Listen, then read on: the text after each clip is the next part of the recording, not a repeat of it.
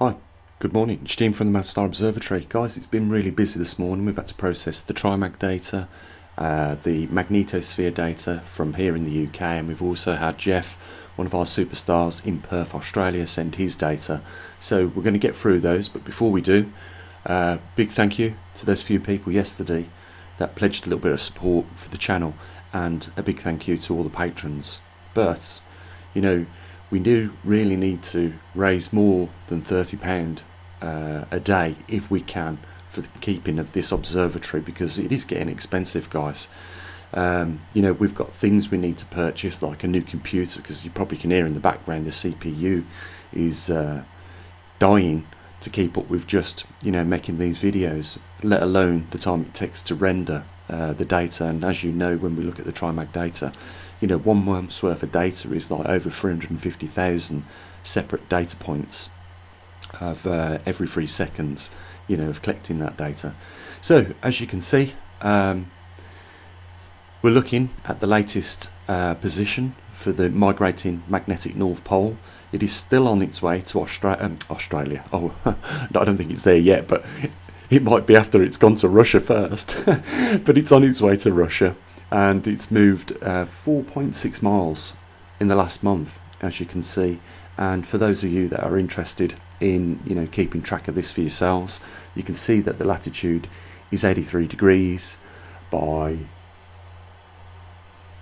40 hours, 41 minutes, 73 seconds north, and the longitude is 126 degrees east by 9.55 minutes by 17 seconds.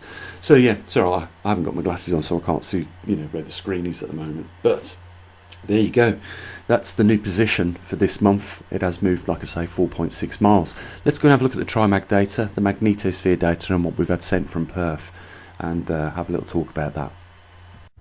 So we're over here at Pole Shift News, and we're going to take a look at the TriMag data. But before we do, I think it's worth noting for those that are just new to the channel, you know, just take a look at that graph, North Pole migration, these years in miles. You can see from 1990, over the last 30 years, that there's been over 1,000 miles of migration, compared from 1900 to 1990, where there was only 500 or just over. You know, that's an indication that the magnetic pole has accelerated and is covering more distance than it ever has done. You know, I think I should just increase this up, you know, a little bit, just to keep it up to date with the time where we are. But yeah, here's the look at the latest TriMag data, and you know, it's looking pretty much similar to the month before. We're not getting those magnetic sprites that we was getting earlier on in the year. So there has been, in a sense, a little calming down, but it hasn't affected the migration or the direction.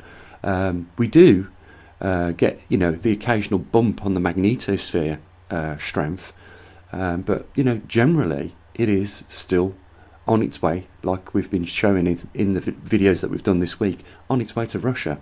And you know, there has been a teeny increase in the distance it's covered from the last month. So you know, let's have a look at the TriMag data, the Magnetosphere data.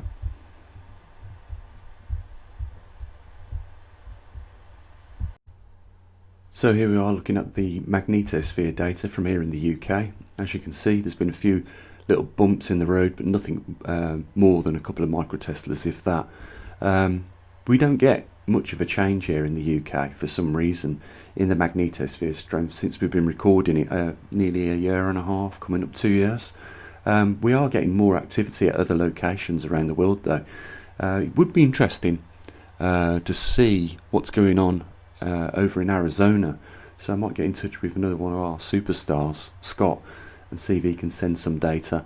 I know we're having problems again with the Gold Coast, Richard's magnetometer down in Australia, which we're trying to sort out, but the communication is poor at the moment, you know, because of the time differences. We keep missing each other, but I will be in touch with Richard at some point and try and see if we can iron out what's wrong with the magnetometer. If not, get it sent back to the UK and get another one shipped out to him. or something like that. But there you go. That's our magnetosphere data for the UK. Pretty much the same as what last month was. No major decay, like I say. Let's move on to what's been going on down in Australia, Perth. Now, guys, there is something to talk about here, because as you can see, there is a slight jump of about 2 microteslas on the data that's been collected from Perth, and it's done it in a very short period of time. But if we go back to the month before this, it did exactly the same thing, and almost a week into the month after, the readings was reset and started again. So we'll keep our eye on this. It could be a change in things. We are expecting that strongest region right now to keep continuously moving up towards the location of where the magnetometer is, and this could be an indication of that high intensity region coming up towards our magnetometer in Australia. So let's just keep our eye on what's going on. But this is a new anomaly which we've had now recorded twice, and we've seen the same thing. If it was just a one-off, I'd say it was probably, the magnetometer was knocked and then started to get another reading. But this is something that's happened 2 months now on the trot. So we're not going to make any speculations yet. We'll just see if this trend continues.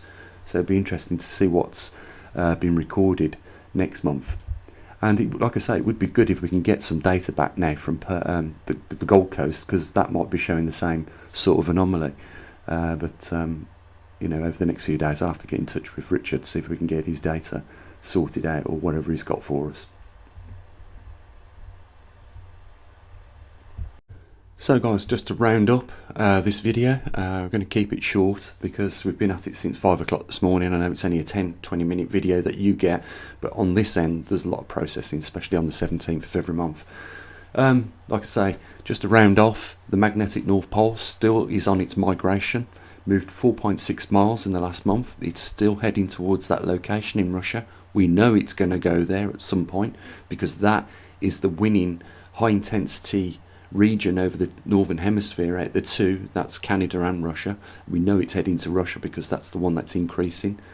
We've had a little bit of an anomaly down in Perth, Australia, and that could be to do with the fact that that high intensity region is moving up over the southern hemisphere. And tomorrow we'll have a look at the muons here in the UK. I know that our muon detector is set to reach Jeff in Perth, Australia any day now, so maybe next week we'll get some readings of the muon detector down there. We're still trying to get one in Brazil. I know Doug, one of our greatest supporters here at the Pole Shift News, is trying his best to get one located there for us. And I think the only thing to say is, guys, we still want to hit the ground running this year. There's still a lot of work to do. There's a lot of data to collect, and we are ever more moving closer to that 40-degree mark over the northern hemisphere, where things should start to change.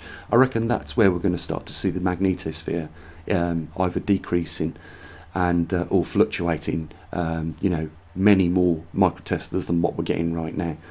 So yeah, tune in, guys. We're always getting data from somewhere now, and we're processing it.